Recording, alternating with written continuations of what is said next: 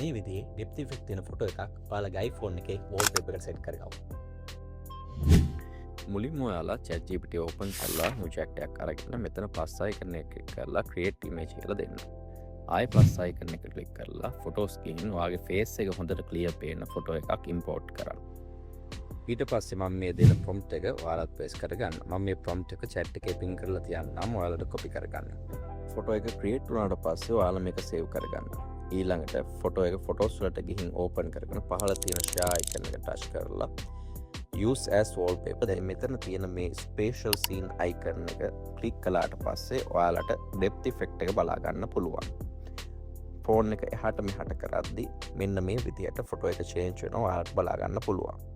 දැන් තියෙන්නේ ඔයාලට මේ wallpaper එක save කරගන්න එක විතරයි.